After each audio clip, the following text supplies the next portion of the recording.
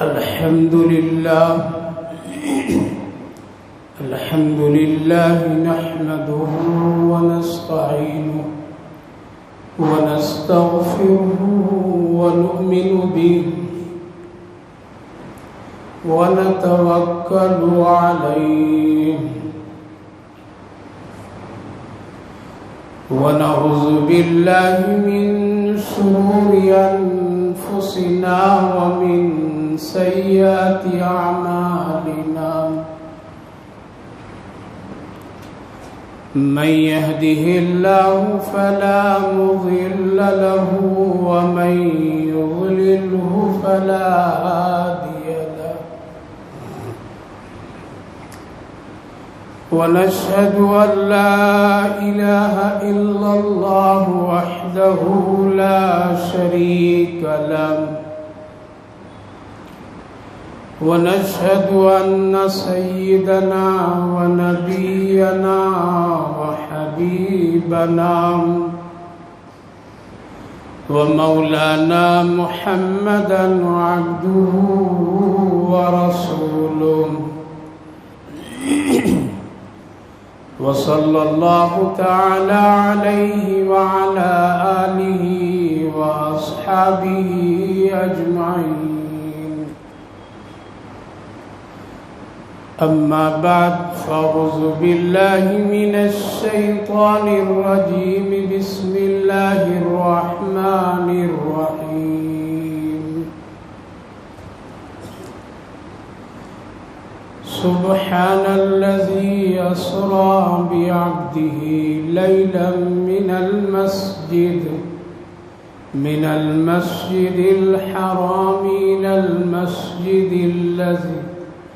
إلى المسجد الأقصى الذي باركنا حوله لنريه من آياتنا إنه هو السميع البصير.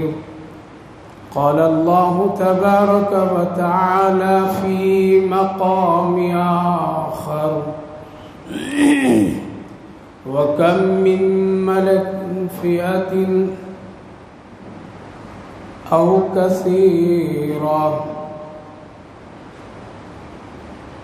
صدق الله العظيم وصدق رسوله النبي الكريم ونحن على ذلك لمن الشاهدين والشاكرين والحمد لله رب العالمين.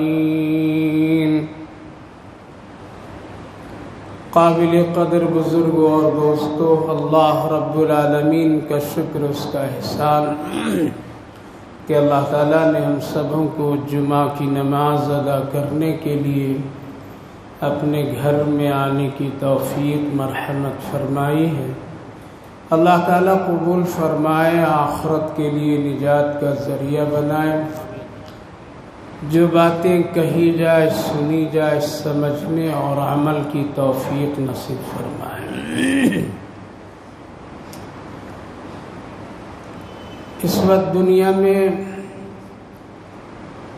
جو حالات اور بے چینی اور بے قراری کی جو کیفیت ہے، وہ کسی ایک خطے اور ایک مقام، ایک علاقے کی نہیں ہے. اور یہ سب جو کچھ حالات اور جو کچھ پریشانیاں جو دنیا میں رونما ہے، یہ سب کے سب اللہ کی طرف سے ہے. کسی حکومت و سلطنت کا اپنا طے کیا ہوا اور اس کے کسی منشے اور پروگرام اس کی ذاتی نہیں ہے، بلکہ اللہ کی طرف سے ہے اور اللہ ہی کی طرف سے ان کو یہ منصوبہ بھی بنانے کا موقع ملتا ہے. کیوں؟ اس لیے کہ پوری کائنات، زمین و آسمان کا مالک اللہ ہے. تبارک الذی بیدہ الملک وہو علی کل شیء قدیر. بابرکت ہے وہ ذات جس کے قبضے میں بادشاہت، سلطنت، حکومت، ساری چیزیں ہیں اور وہ اس پر پوری قدرت رکھنے والا ہے۔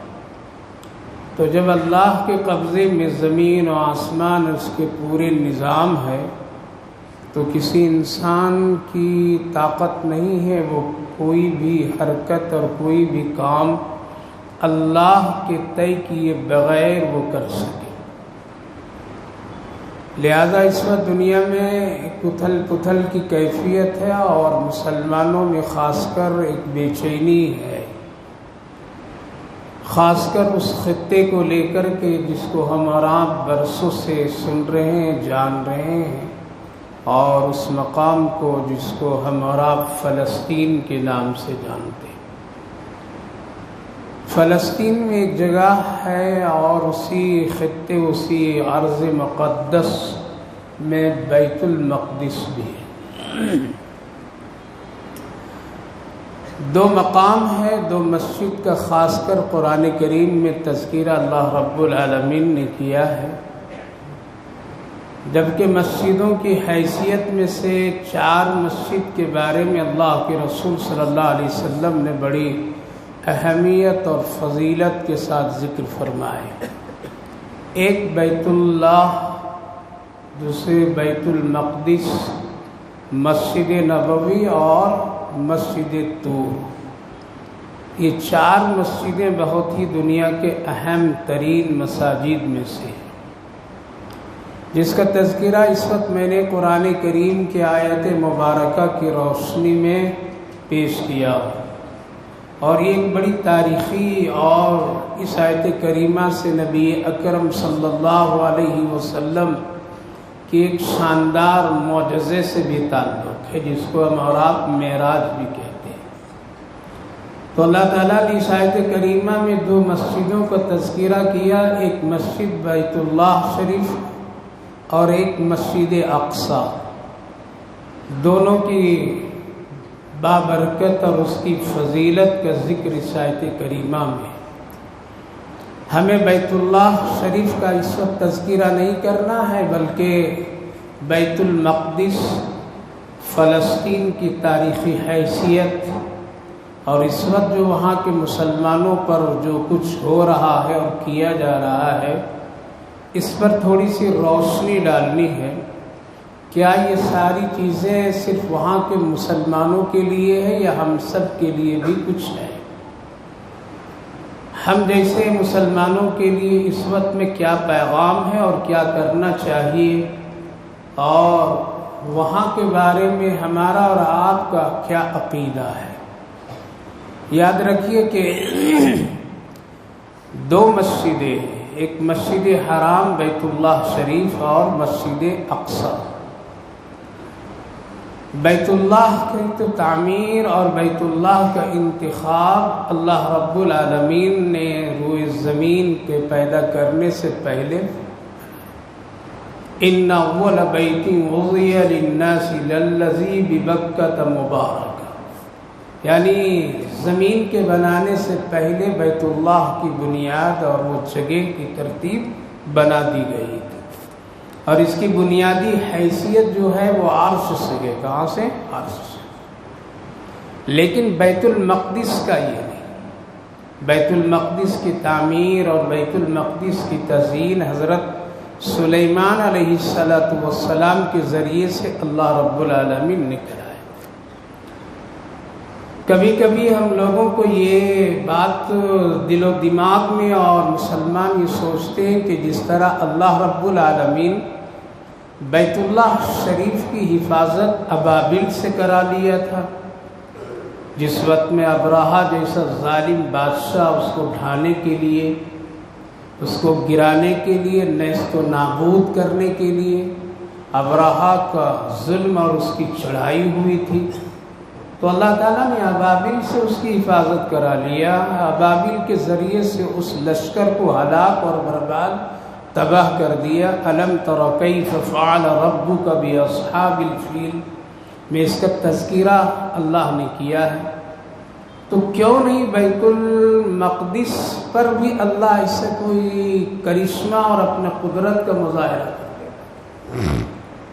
یہ بھی تو اللہ کا گھر ہے، یہ بھی تو مسلمانوں کا ایک عقیدت اور بہت ساری اس میں عقیدت چھپی ہوئی ہے، مسلمانوں کا عقیدت و احترام اس سے جڑا ہوا ہے۔ تو جب ظلم و بیت المقدس اور وہاں کے لوگوں پر ہو اور لوگ کریں تو پھر اللہ کیوں نہیں ابابیل بھیج دیتا؟ ابابیل کے ذریعے سے بیت المقدس کی اور بیت المقدس کے اطراف میں بسنے والے اس خطے کے مسلمانوں کی بھی حفاظت کر لیتا۔ یاد رکھیے، قرآن و حدیث کی روشنی میں علماء کرام فرماتے ہیں اور اس آیت کریمہ کے ضمن میں مفسرین لکھتے ہیں، بیت اللہ کی حفاظت کی ذمہ داری اللہ نے لی ہے، اس لیے اس پر کبھی بھی کسی کا بھی چڑھائی نہیں ہو سکتا ہے، کبھی بھی اس پر کوئی ظالم آ کر کے قبضہ نہیں کر سکتا ہے۔ اس کی حفاظت اللہ قیامت تک کرے گا۔ اگر سب کے سب لوگ انسان ہٹ جائیں وہاں سے اور کسی دشمن کے حوالے کر دیں، تم جو چاہو اس میں کر لو اور اس کے ساتھ تم کر لو، پھر بھی اللہ کبھی بھی کسی ظالم کو وہاں آنے نہیں دے گا۔ یہ مسلمانوں کا عقیدہ ہے اور یہی مفسرین علماء کرام اس آیت کریمہ کے ضمن میں لکھتے ہیں۔ اس لیے جب بیت اللہ پر کوئی حادثات اور کبھی کسی کا غلط نظریات و خیالات اور کسی طرح اس پر ظلم و چڑھائی کا اگر ارادہ بنا، اللہ خود اس کی حفاظت کی اور قیامت تک حفاظت کرے گا۔ اس پر کبھی بھی کسی طرح سے کوئی بھی ذرہ برابر بھی کوئی نقصان نہیں پہنچا سکتا، بلکہ دشمن بھی اس کی حفاظت کرے گا۔ حجاج ابن یوسف کتنا بڑا ظالم بادشاہ تھا، لیکن بیت اللہ کی تزئین، بیت اللہ کی تعمیر، بیت اللہ کی توسیع، بیت اللہ کی خدمت میں وہ بہت پیش رہا کرتا تھا۔ بیت اللہ شریف کی تعمیر پر وہ بہت ہی اپنی عقیدت و محبت کا اظہار کیا کرتا تھا۔ تو بیت اللہ شریف کی حفاظت کی ذمہ داری کس نے لی؟ اللہ نے لی۔ اس لیے قیامت کے برپا ہونے سے پہلے جب قیامت بالکل قریب، تو آخری ایک نشانی یہی ہوگی کہ اللہ بیت اللہ کو در و دیوار کے ساتھ اٹھا لے گا۔ لوگ طواف کر رہے ہوں گے، اچانک ان کی نظروں سے طواف کرتے کرنے کی حالت میں بیت اللہ غائب ہو جائے گا، آسمان کی طرف اٹھتا ہوا جائے گا۔ لوگ پکڑنے اور روکنے کی کوشش کریں گے لیکن کوئی روک نہیں سکتا۔ یہ قیامت کی آخری علامت ہے۔ کیوں؟ اس لیے کہ قیامت کا کوئی بھی اس پر اس دن کا نقصان بیت اللہ پر نہیں اللہ کرے گا۔ اللہ حفاظت کی ذمہ داری، تین چیزوں کی حفاظت کی ذمہ داری اللہ نے لی ہے۔ ایک بیت اللہ شریف کی حفاظت کی ذمہ داری، دوسرے نبی اکرم صلی اللہ علیہ وسلم کی گنبد خضرا، آپ کی روضہ اطہر کی حفاظت کی ذمہ داری۔ جب دشمنوں کی کبھی غلط نظریات اور نیت اور کوشش اور ظلم کبھی اس کی طرف ارادہ اور رخ کیا، اللہ نے غیبی طور پر میں اس کی مدد کی اور اس کی حفاظت کی اور کرتا رہا ہے اور کرتا رہے گا انشاءاللہ قیامت تک۔ یہاں بھی کسی ظالم کے قدم نہیں پڑ سکتا ہے۔ تیسری جو چیز ہے وہ قرآن کریم کی حفاظت کی ذمہ داری بھی کون؟ اللہ نے لی ہے۔ پوری دنیا کے مسلمان پڑھنا لکھنا پڑھانا سب کچھ چھوڑ دے، قرآن کا ایک حرف بھی کوئی بگاڑ نہیں سکتا ہے۔ یہ تین چیزوں کی ذمہ داری، لیکن بیت المقدس کی ذمہ داری اللہ نے اپنے اوپر نہیں لی ہے، بلکہ بیت المقدس کی حفاظت اور اس خطے کی حفاظت کی ذمہ داری اللہ نے اپنے بندوں پر دیا ہے۔ تم اس کی حفاظت کرو، تم اس کی نگہبانی کرو، تم اس کا دیکھ ریکھ کرو۔ جب بھی اس کی طرف کوئی ظالم قدم بڑھائے، تم کو آگے بڑھ کر کے اس کا دفاع کرنا ہے، تم کو جان مال سب کچھ لگانا ہے۔ لہذا بیت المقدس کی حفاظت کی ذمہ داری اللہ نے کس پر دی؟ بندوں کے کندھے پر دی ہے، بندوں کے ذمے میں لگایا ہے۔ اور یہ حفاظت اللہ رب العالمین نے ہتھیاروں سے نہیں، میزائلوں سے نہیں، یا اور کسی جنگی ساز و سامان سے نہیں، بلکہ اللہ نے فرمایا کہ بس اس کی حفاظت اس طرح کرو کہ تمہارے اعمال اچھے ہوں گے تو بیت المقدس تیرے پاس ہوگا۔ تمہارے ہاتھ میں اگر ایک بھی جنگی چیزیں نہیں، ایک بھی ہتھیار نہیں، لڑنے کا دشمن سے تیرے پاس ایک تلوار بھی نہیں ہے، لیکن اگر تیرے اعمال اچھے ہیں تو حفاظت ہو جائے گی اس کی۔ اور تیرے پاس اگر دنیا کی ساری جنگی چیزیں ہتھیاروں سے لیس ہے، لیکن تیرے اعمال اگر خراب ہیں تو کبھی بھی تم بیت المقدس کو لے نہیں سکتے۔ تو بیت المقدس کی حفاظت کی ذمہ داری بندوں پر اللہ نے دی ہے۔ بیت المقدس اور اس خطے یعنی ارض مقدس کہہ لیجیے، اور یہ فلسطین اور یہ ملک شام کا علاقہ بڑا بابرکت علاقہ کہلاتا ہے۔ اسی لیے اللہ نے فرمایا بارکنا حولہ لنریہ من آیاتنا انہ هو السمیع البصیر۔ ہم نے مسجد اقصیٰ کے ارد گرد تمام زمین میں بڑی برکتیں رکھ دی ہیں۔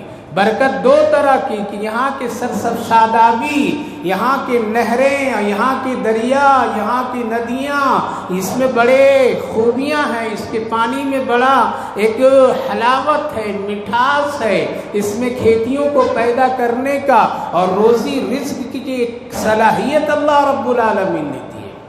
دوسری بات ایک دریائے فرات ہے جس کو اللہ رب العالمین نے اس میں بڑی خیر اور برکتیں رکھا ہے۔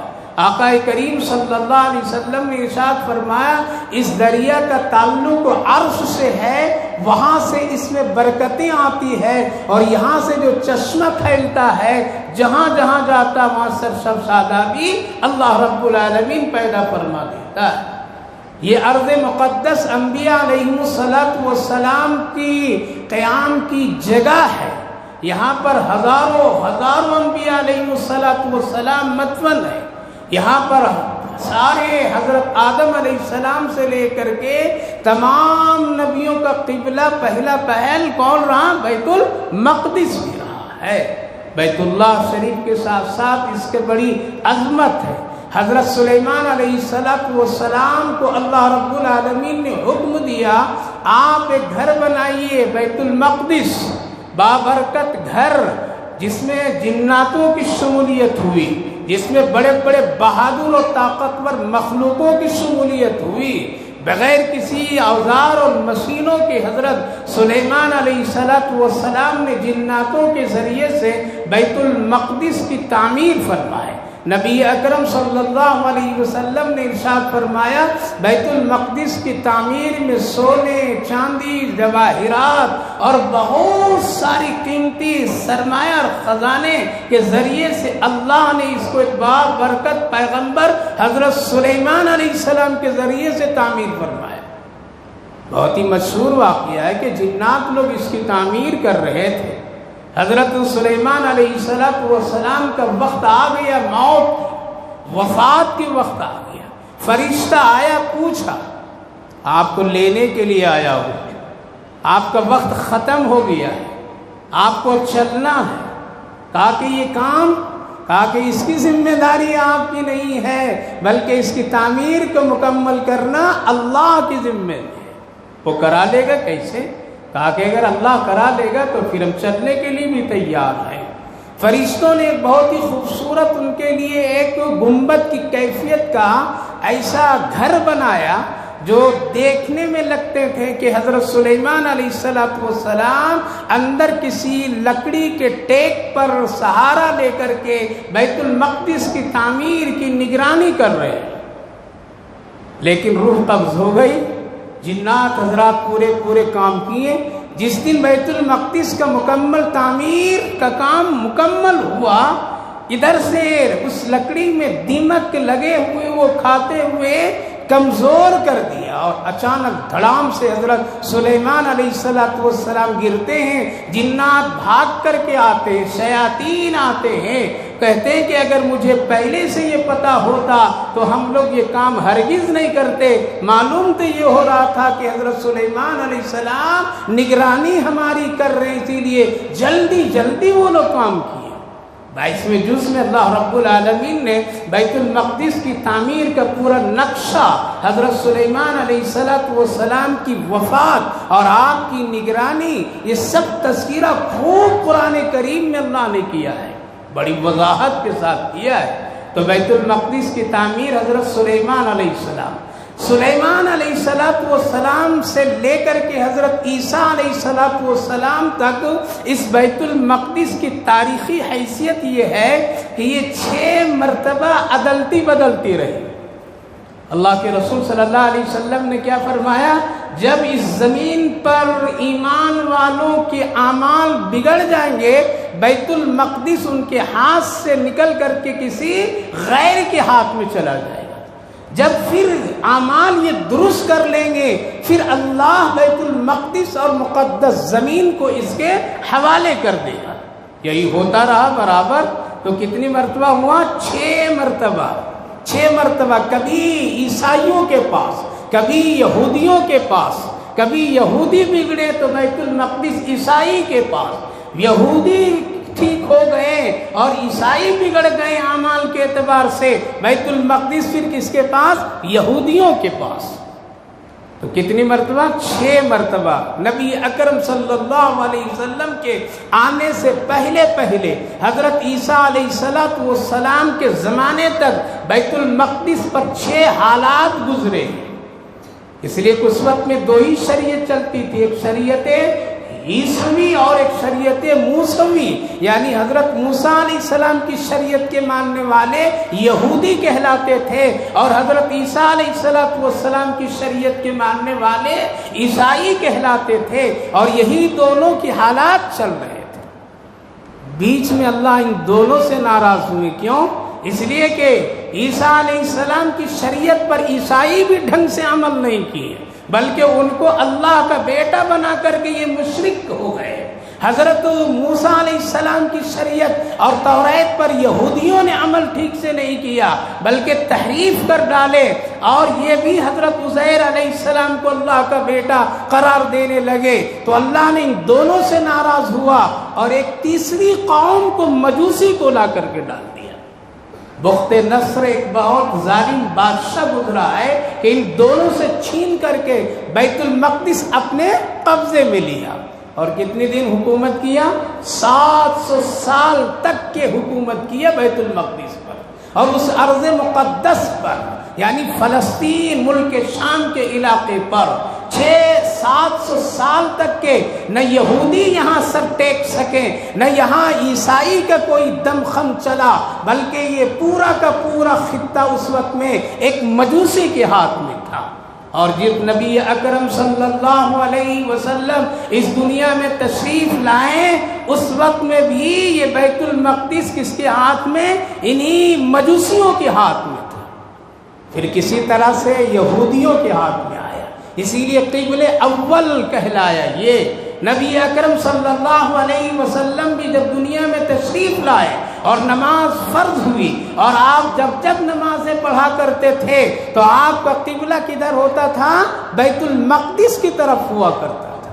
یہودی لوگ خوش ہوتے تھے، چلو کم سے کم محمد کا دین شریعت تو ایک مسئلے میں تو ہمارے ساتھ جڑا ہے، جو قبلہ ہمارا وہی قبلہ محمد کا. اللہ کے رسول صلی اللہ علیہ وسلم بہت بے چین ہوتے تھے. اے اللہ، میرا قبلہ، میری امت کا قبلہ بیت اللہ بنا دیجیے. آپ دعائیں کیا کرتے تھے، آپ بے چین ہوتے تھے جب نماز میں کھڑے ہوتے تھے. آسمان کی طرف آپ دیکھا کرتے تھے کہ شاید اللہ کا حکم ابھی مل جائے تو میں اپنا چہرہ بیت المقدس سے بدل کر کے کدھر کر لوں؟ بیت اللہ کی طرف کر لوں. 17 مہینے تک کہ آپ صلی اللہ علیہ وسلم اسی بے چینی میں آپ وقت اور عبادت کرتے رہے. جب آپ ہجرت کر کے مدینہ طیبہ تشریف لائے اور آپ جب ایک وقت ظہر کی نماز اپنے صحابہ کے ساتھ پڑھ رہے تھے پڑھ رہے تھے، اسی موقع پر 2 رکعت آپ نے پڑھی تھی کہ فوراً حضرت جبریل علیہ السلام تشریف لائے اور یوں کہا یا رسول اللہ، اللہ کا حکم ہے کہ آپ اپنا قبلہ بدلیے اور بیت اللہ کی طرف کر لیجیے۔ ایک مسجد بنی ہوئی آج بھی، جس مسجد کو کیا کہتے ہیں؟ قبلتین کہتے ہیں۔ یہ 2 قبلوں والی مسجد جس کا سمت ایسے ہی ہے کہ یہ بیت اللہ شریف اور وہ بیت المقدس، لہذا نبی اکرم صلی اللہ علیہ وسلم 2 رکعتوں میں کیا ہو گئے ہیں؟ پلٹ گئے۔ صحابہ دیکھیں، نبی جب پلٹ گئے تو صحابہ بھی پلٹ گئے، نہ کوئی لقمہ اور نہ کوئی ہو ہنگامہ، کیوں کیا کیسا کچھ نہیں۔ وہ لوگ بڑے باادب لوگ تھے۔ نماز پوری ہوئی، مدینے میں کوہرام مچا، یہودی لوگ فتنہ پھیلانے لگے، یہ کیسی شریعت ہے، یہ محمد کا کیسا انداز ہے کہ ابھی تو نماز ادھر پڑھ رہے تھے، اب ادھر پڑھنے لگے۔ پتہ چلا کہ ان کا دین صحیح نہیں ہے، اپنے مزاج سے یہ عدلتے بدلتے رہتے ہیں۔ اگر یہ صحیح تو 16 مہینہ جو نماز محمد الرسول اللہ صلی اللہ علیہ وسلم اور مسلمان پڑھے، وہ نماز کیا ہوئی اور کیا ہوگا؟ بہت سارے اعتراضات فتنے مدینہ طیبہ میں لوگ اٹھانے لگے۔ اللہ نے قرآن کریم میں آیت نازل فرمایا فَأَيْنَمَا تُوَلُّوا فَثَمَّ وَجْهُ اللَّهِ، اللہ ہر طرف ہے، جدھر تم منہ کر کے نماز پڑھو نماز تیری ہو جائے گی۔ ہم نے صرف قبلہ ایک اجتہادی اور ایک اتفاقی اور ایک اجتماعیت کے لیے قائم کیا ہے تاکہ تجھے عبادت کرنے میں سکون ملے بس، بلکہ اللہ جدھر چاہو ادھر ہے۔ فَأَيْنَمَا تُوَلُّوا فَثَمَّ وَجْهُ اللَّهِ وَلِلَّهِ الْمَشْرِقُ وَالْمَغْرِبُ۔ قرآن کریم اٹھا کر کے دیکھیے تو اللہ نے بیت المقدس کو اور بیت اللہ شریف کا اس طرح تذکرہ کیا، لہذا 6 مرتبہ بیت المقدس کبھی عیسائی کبھی یہودی، کبھی عیسائی کبھی یہودی، اس طرح عدل بدل ہوتے رہے۔ لیکن جب محمد الرسول اللہ صلی اللہ علیہ وسلم کی شریعت آئی، آپ اپنے دور اور اپنی حیات میں آپ نے بیت المقدس کی طرف آزاد کرنے کے لیے یا ان کے ہاتھ سے لینے کے لیے کوئی نہ جہاد کیا، نہ آپ نے کوئی جنگ کیے اور نہ کوئی آپ نے لڑائی کی، بلکہ اس کو اسی حال پر رہنے دیا، بلکہ اللہ رب العالمین نے آپ کی امام الانبیاء ہونے کی حیثیت اسی بیت المقدس سے قائم فرمایا۔ اس لیے جب آپ سفر معراج میں جا رہے تھے تو سارے نبیوں کو اللہ نے کہاں جمع کیا؟ بیت المقدس میں۔ اس لیے مسلمانوں کا ایک عقیدت اس سے جڑا ہوا ہے، ایک احترام اس میں جڑا ہوا ہے کہ یہ پیغمبروں کا مسکن ہے، یہ پیغمبروں کی مسجد ہے، یہاں امام الانبیاء نماز پڑھائے ہیں، یہاں امام الرسول نماز پڑھائے ہیں۔ یہ بیت المقدس کوئی ایسی ویسی چیز نہیں ہے، بلکہ سارے نبیوں کا ایک بہترین عبادت خانہ ہے۔ لہذا نبی اکرم صلی اللہ علیہ وسلم اپنے دور اور حالات میں بیت المقدس کو کچھ بھی نہیں کی، اسی حال پر رہنے دیا۔ زمانہ گزرا، جب اسلام کی کامیابی شروع ہوئی اور فتح ہوئی اور حضرت عمر رضی اللہ عنہ کا دور آیا، تب یہودیوں کے دلوں میں، اس وقت یہودیوں کے پاس میں بیت المقدس، بڑا ڈر اور خوف ہونے لگا، اور اس میں بڑے ان کے لکھ کر کے گئے تھے کہ اگر ایسا شخص اگر آیا تیرے پاس میں بیت المقدس لینے کے لیے اور اس خطے میں، اس روئے زمین پر اگر ایسے متقی پرہیزگار لوگوں کی آبادی آ گئی تو اے لوگوں تم ان سے ٹکرانا نہیں، بلکہ خوشی بخوشی ان کے ہاتھ میں بیت المقدس کی چابی حوالے کر دینا، اور اگر تم ان سے لڑو گے، ان سے اگر جنگ کرو گے، ان سے اگر مزاحمت کرو گے تو صفحہ ہستی سے تیرا نام مٹ جائے گا۔ اسی لیے یہودی لوگ کہا کرتے تھے اگر عمر رضی اللہ عنہ 2 سال اور زندہ رہ جاتے تو پوری زمین سے یہودیت کو ختم کر دیتے۔ کیا تھا ان کے پاس؟ کیا چیز تھی ان کے پاس؟ کیا ان کے پاس ہتھیار؟ نہیں، صرف تقوی، صرف اللہ کے رسول کی غلامی، صرف نیتوں اور اخلاص اور اتحاد۔ متقی لوگ اس وقت میں تھے، لہذا حضرت عمر رضی اللہ عنہ نے تو بالکل خوشی بخوشی بیت المقدس لیے تھے۔ حضرت عبیدہ بن جراح رضی اللہ عنہ جب وہاں نماز پڑھیں تو دیکھیں پیغمبروں کی قبریں موجود ہے، رسولوں کی قبریں موجود ہے، بزرگوں کی قبریں موجود ہے، جس پر یہودی بیٹھتے ہیں، شرارت کرتے ہیں، شراب پیتے ہیں اور اس کو نقصان بے حرمتی کرتے ہیں۔ آپ نے سیدھا سادہ خط لکھ کر کے روانہ کیا اور ان لوگوں سے بات کی کہ ایسا مت کرو بلکہ تم ہمارے حوالے بیت المقدس سے کر دو۔ تو اس وقت کے جو لوگ یہودی تھے وہ دیکھ کر کے کہنے لگے تیرا چہرہ ایسا نہیں کہ تیرے چہرے کو دیکھ کر کے میں بیت المقدس دے دوں، بلکہ اس شخص کو بلاؤ جس کی یہ خوبی ہے، اس شخص کو بلاؤ جس کے اندر میں یہ پہچان اور علامتیں ہماری کتاب میں موجود ہے۔ وہ کون ہے؟ وہ وقت کا امیر المومنین عمر فاروق رضی اللہ عنہ بلائے۔ حضرت عبیدہ بن جراح رضی اللہ عنہ، اس کی تفصیلات کئی بار سنایا ہوں۔ آپ اونٹ پر سوار ہو کر کے پہنچے، لوگ جب آپ کو دیکھیں کہ یہ پیدل چل رہا ہے، کتاب میں لکھا ہوا ہے، بزرگوں نے ان کے یہودیوں نے لکھ دیا تھا کہ جب مسلمانوں کا امیر المومنین پیدل چل کر کے آ رہا ہوگا اور اس کا غلام بیٹھا اونٹ پر ہوگا اور اس کے پیوند اتنے لگے ہوئے ہوں گے، ان کی آنکھ ایسی ہوگی، ان کا چہرہ ایسا ہوگا، وہ ایسی قسم کی کیفیت میں آئیں گے، لہذا ان سے لڑنا نہیں بلکہ خوشی خوشی ان کے حوالے کر دینا بیت المقدس۔ یہودیوں نے، بڑے بڑے پادریوں نے دیکھا کتابیں کھول کر کے، بالکل ہو بہو حضرت عمر فٹ نظر آئے، خوشی سے چابی حوالے کر دیے۔ بیت المقدس بغیر جنگ و میزائل اور کسی مزاحمت، کسی خون ریزی کا کون حاصل کیے؟ حضرت عمر رضی اللہ عنہ۔ کس بنیاد پر حاصل کیے؟ تقوی کی بنیاد پر، نبی کی غلامی کی بنیاد پر، اللہ کی محبت کی بنیاد پر، اللہ کے بندوں کے ساتھ اچھے سلوک کرنے کی بنیاد پر۔ کتنے دن تک پھر بیت المقدس رہا؟ 200 سال تک رہا۔ کتنے سال؟ مسلمانوں کے قبضے میں رہا۔ 200 سال تک کے بیت المقدس مسلمانوں کے قبضے میں، فلسطین مسلمانوں کے قبضے میں، ملک شام مسلمانوں کے قبضے میں۔ حکومت کرنے والے درویش لوگ تھے، فراڈ قسم کے لوگ نہیں تھے، عیاش قسم کے لوگ نہیں تھے، دولت اور خزانہ جمع کرنے والے لوگ نہیں تھے، درویش قسم کے لوگ تھے۔ اسی دور میں 200 سال کا یہ عرصہ گزر رہا ہے، ایسے ایسے لوگ تھے حکومت کر کے گئے ہیں۔ حضرت عمر بن عبدالعزیز علیہ الرحمہ وہ بھی اسی دور میں تھے، اور بیت المقدس ان کے دور میں مسلمانوں کے قبضے میں۔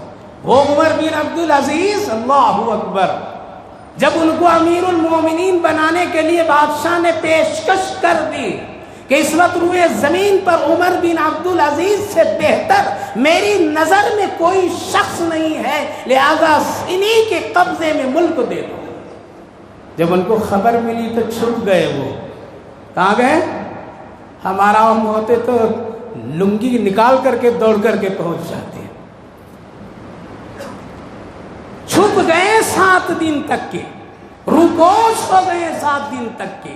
ملک کا بادشاہ بننا ہے، خزانے پر آنا ہے۔ کیسے درویش شخص کہا کہ میں اس لائق نہیں ہوں۔ وہ عمر بن عبدالعزیز، اللہ اکبر، جو حضرت عمر رضی اللہ عنہ کے خاندان سے ہے، اس لڑکی، اس عورت کا وہ بیٹا تھے جو بند کمرے میں جو کہہ رہی تھی عمر نہیں دیکھ رہا ہے، عمر کا خدا دیکھ رہا ہے، اسی کے بطن سے وہ پیدا ہوئے تھے۔ چھپ گئے کتنے دن؟ 7 دن۔ لوگ ڈھونڈتے پھر رہے ہیں، ارے بادشاہ بنانا ہے، امیر المومنین اس کو بنانا ہے، کہاں وہ چلے گئے؟ آج تو لوگوں کے پاس کہاں ہے عہدے کے طلبگار؟ آج تو ہمارے اندر وہ اخلاص کہاں ہے؟ آج ہمارے اندر وہ تقویٰ کہاں ہے؟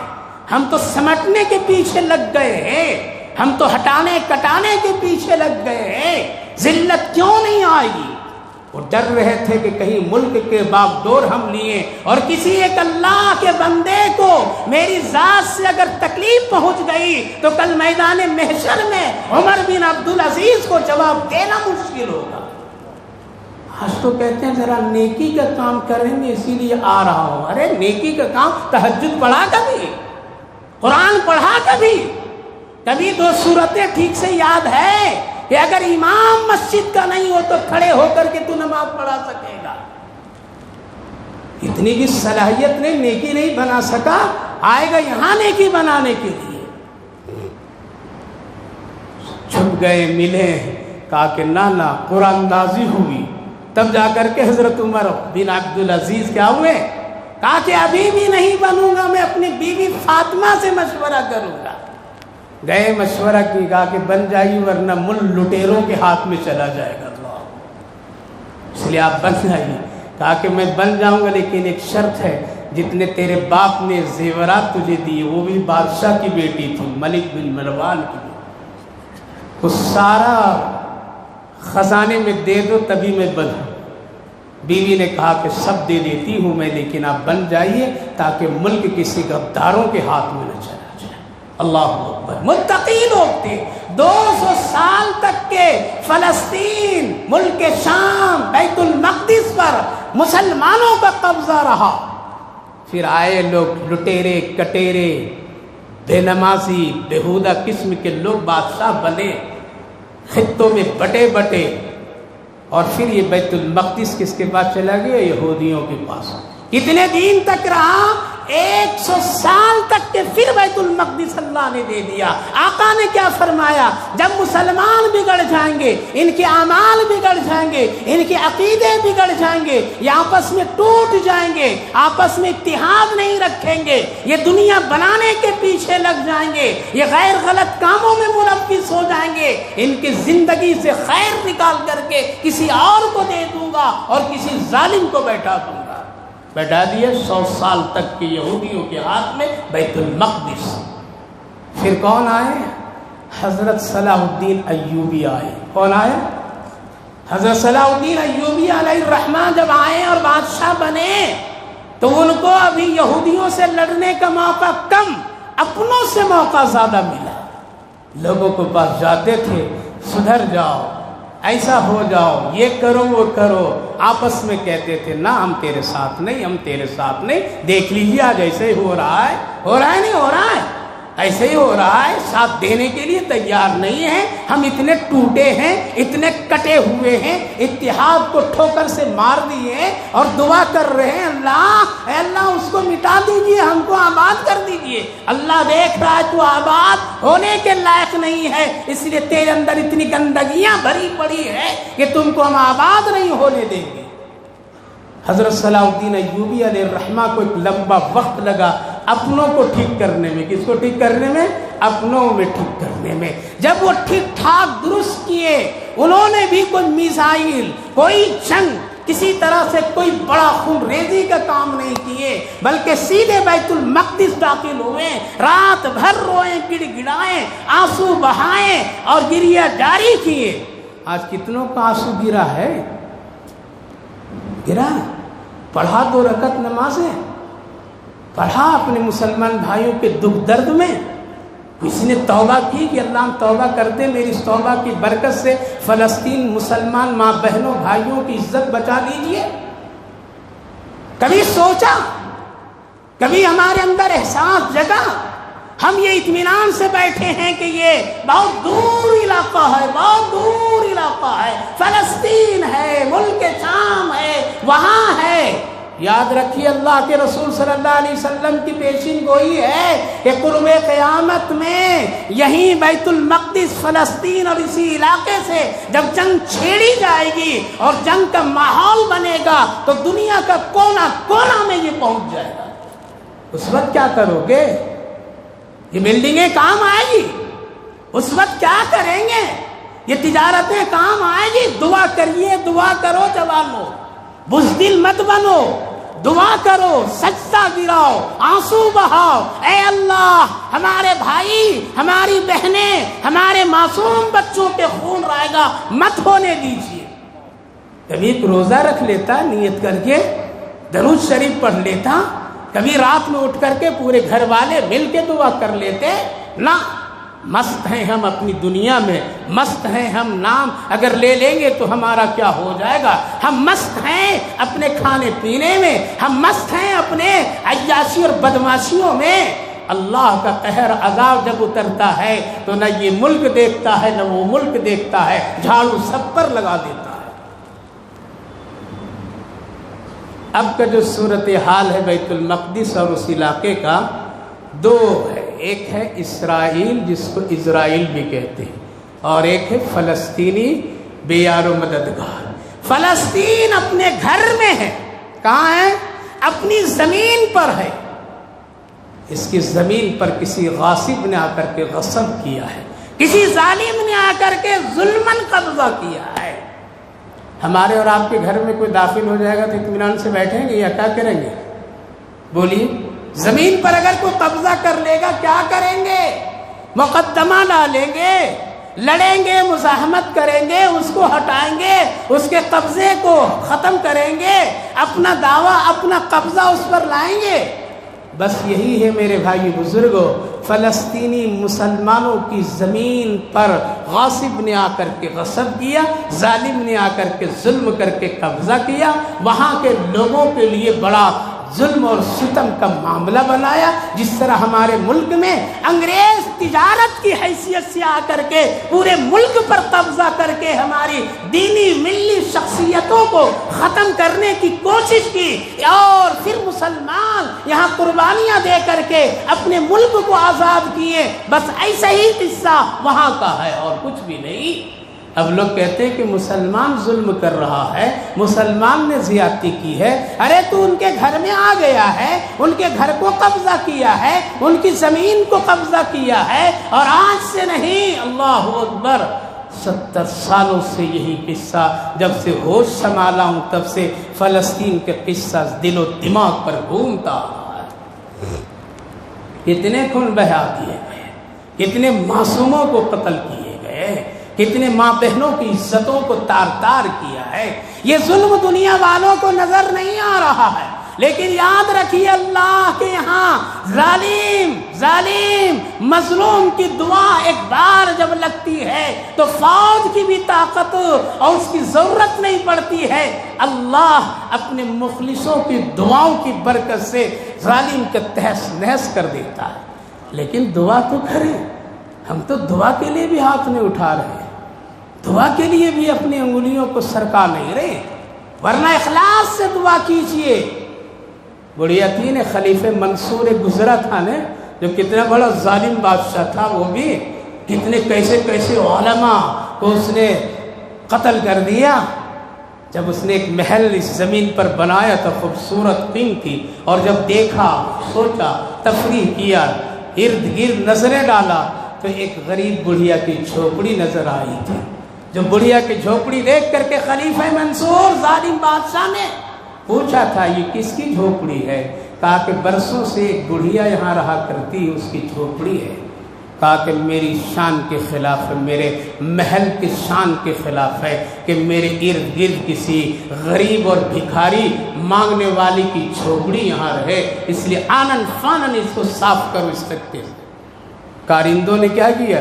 ان کی گٹھری میں سامان کپڑے میں لپٹ کر کے باندھ کر کے دور کے جھاڑ درخت میں جا کر کے باندھ کر کے لٹکا دیا۔ مانگنے والی مخلص، اللہ والی بڑھیا ہے، کھاتے پیتے ہمارا ایمان ایسا نہیں ہے۔ شام کو آئی تو دیکھی میرا پورا کٹیا غائب ہے، ساز و سامان کچھ بھی نہیں ہے۔ لوگوں سے پوچھتی ہے میرا سامان کہاں، میرے کپڑے کہاں، میرے برتن کہاں، میری پلیٹیں کہاں، میرے سونے کی چیز کہاں؟ کہا کہ بادشاہ آیا تھا، اس نے ایسا سا کہا دیکھ وہ درخت ہے وہاں تیرا سامان ہم لوگ درخت میں باندھ کے لٹکا دیے، چل پہنچا۔ یہ ظالم کوئی بھی ظلم کرے گا، چاہے ہم کریں آپ کریں، بدلہ ہے۔ آسمان کی طرف نگاہ اٹھائی اور ایک جملہ کہتی، اے اللہ ہم موجود نہیں تھے کیا تو بھی موجود نہیں تھا؟ دعا کے لیے مسجد میں جمع ہونا ضروری نہیں ہے، حالات کو بدلیے۔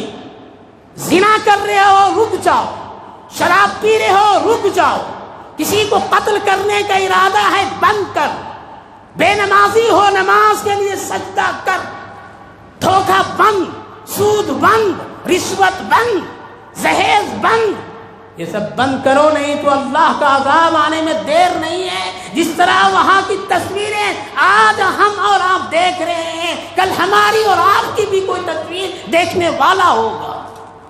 اس سے پہلے توبہ کیجیے، اے اللہ کیا ہم موجود نہیں، کیا تو بھی موجود نہیں؟ اٹھاؤ تاریخ، قسم خدا کی زلزلہ آیا، پورا محل زمین نگل گئی، پورا محل نگل گیا، برابر اللہ نے کر دیا۔ دعا کیجیے، اس وقت حالات بڑی عجیب و غریب ہے، ابھی بھی مسجدیں نہیں فجر میں بھری جا رہی ہے، ابھی بھی تو ہم سو رہے ہو بڑے مزے لے لے کر کے۔ ذرا احساس کرو کہ یہ چیز اگر ہم پر ہوگی تو کیا ہوگا۔ ابھی بھی نہیں اٹھ رہے یہ نوجوان، ابھی بھی نہیں آ رہے یہ نوجوان، ابھی بھی قنوت نازلہ میں آمین کہنے والے نہیں مل رہے مسجد میں، ابھی بھی نہیں دل میں ذرا ٹھوکر لگ رہی ہے۔ اللہ نے فرمایا میرے بھائیو بزرگوں، ہم کہیں بھی جھاڑو لگوا دیں گے، اس لیے اس وقت میں حالات بڑے عجیب و غریب ہے۔ فلسطینی مسلمان اس وقت میں مظلوم ہے، وہ ظالم نہیں ہے، وہ دفاع کر رہے ہیں، اپنی زمین کو تلاش کر رہے ہیں، غاصب کو ہٹانا چاہتے ہیں، اس کے گھر میں جو چور داخل ہو گیا ہے اس کو نکال کر کے سکون چاہتے ہیں، بس اور کچھ بھی نہیں۔ اب سوال یہ پیدا ہوتا ہے، اتنی محنت اتنے عرصے سے وہاں کے مسلمان کوشش کر رہے ہیں، پھر بھی اللہ ان کو کامیابی نہیں دے رہا ہے، آخر وجہ کیا ہے؟ علماء محققین کہتے ہیں اس لیے ابھی ان کو کامیابی نہیں مل رہی ہے۔ بیت المقدس صرف فلسطین ہی کے لیے، وہاں کے لوگوں کے لیے نہیں ہے بلکہ پورے عالم کے لیے ہے۔ جب پورے ملک نہیں پوری دنیا کے مسلمان جب ایک ہوں گے، متقی ہوں گے، پرہیزگار ہوں گے، حالات کو بدلیں گے۔ دو حالات ہمارے اور آپ سامنے، ایک جب تقوی پر لوگ آئے تو چند سالوں میں بڑے ظالم اور جابر لوگوں کو اپنے ملک سے جھاڑو دے کر کے نکال دیے۔ تقوی اختیار کیجیے، اللہ سے مانگیے۔ اللہ فرمائے کم من فئۃ قلیلۃ غلبت فئۃ کثیرۃ باذن اللہ واللہ مع الصابرین۔ ہمارے یہاں کم اور زیادہ کو کوئی حیثیت نہیں، کیا فرمایا اللہ؟ ہم تھوڑے کو بھاری پر زیادہ پر ہم غالب کر دیتے ہیں، شرط یہ ہے کہ تم صابر۔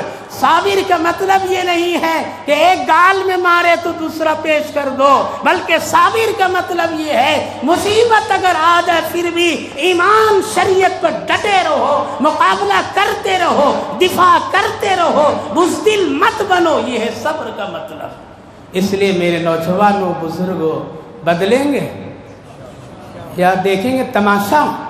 صرف ویڈیو میں دیکھ رہا ہے، اس کو بھی دکھا رہا ہے، اس کو بھی دکھا رہا ہے، شرم سے ڈوب مرنے کا ہے۔ ہم اپنے بھائیوں مظلوموں کی تصویر ایک دوسرے کو دکھا رہے ہیں، لیکن اپنے اندر بدلنے کی صلاحیت، بدلنے کی کھوج نہیں کر رہے ہیں۔ سب کو بدلنا ہے، عہدے والوں کو بھی بدلنا ہے، عالموں کو بھی بدلنا ہے، اماموں کو بھی بدلنا ہے، خطیبوں کو بھی بدلنا ہے، حاجیوں کو بھی بدلنا ہے، بے نمازیوں کو بھی بدلنا ہے، تاجروں کو بھی بدلنا ہے، عہدے پر بیٹھنے والوں کو بھی بدلنا ہے۔ اگر نہیں بدلیں گے، جوان بھی بدلے، عورتیں بھی بدلے، گھر کے ماحول بھی بدلے، تب کہیں جا کر کے ملے گا، ورنہ یاد رکھیے یہاں بھی کوئی دور نہیں وہ دین جس کے حالات ہم لوگ دیکھتے چلے آ رہے ہیں۔ ابھی علماء بتا رہے ہیں، سمجھا رہے ہیں، سمجھ جاؤ ورنہ ایک دن سمجھانے والا کوئی نہیں ہوگا۔ اس لیے فلسطینی مسلمان بھائیوں بہنوں بزرگوں کے لیے ہم لوگ کیا کر سکتے ہیں؟ اللہ کے رسول نے فرمایا دعا مسلمان مومن کا کیا ہے؟ ہتھیار فرمایا۔ پتہ چلا کہ ہتھیار سے بھی زیادہ طاقت کس میں ہے؟ دعا میں ہے، دعا میں ہے۔ دعا ہے اجتماعی انفرادی دعا کیجیے، درود شریف پڑھ کر کے دعا کیجیے، کچھ صدقہ خیرات کر کے دعا کیجیے، روزہ رکھ کر کے دعا کیجیے، قرآن پڑھ کر کے دعا کیجیے، ماں بہنوں سے دعا کرائیے، گھر میں اہتمام کرائیے، ذرا بدلیے انشاءاللہ۔ دعا مومن کا ہتھیار ہے، اس کی کوئی سرحد نہیں ہے، اس کا کوئی رنگ نہیں ہے، اس کا کوئی مقام نہیں ہے۔ سات زمین کے نیچے اگر کوئی دعا کر دے کسی مظلوم کے لیے، قسم خدا کی وہ دعا بھی اللہ کامیاب کر دیتا ہے۔ اس لیے دعا کا سہارا لینا ہے ہم کو اور آپ کو، اور یہ کہنا ہے رب مہربان ہم تو وہاں نہیں جا سکتے ہیں، اپنے بھائیوں کو ہاتھ میں ہاتھ پکڑ کر کے ہم اس کی مدد نہیں کر سکتے ہیں، وہاں کے بھوکوں کو کھلا نہیں سکتے ہیں، پیاسوں کو پلا نہیں سکتے ہیں، بے گور کفن کو کفن دے نہیں سکتے ہیں۔ اے اللہ ہم تیرے پاک نبی کی گنہگار امت ہیں، ہم ان کے حق میں دعا کرتے ہیں، میری دعاؤں کی وجہ سے اے اللہ ان کو کامیابی عطا فرما۔ اتنا کریں گے؟ اگر اتنا بھی کوئی نہیں کیا تو حقیقت میں مسلمان نہیں ہو سکتا ہے۔ وہ کوئی ظالمی کا دل رکھتا ہے، وہ مسلمان ایمان والے کا دل نہیں رکھتا۔ اللہ ہم سبوں کو سمجھ کی توفیق عطا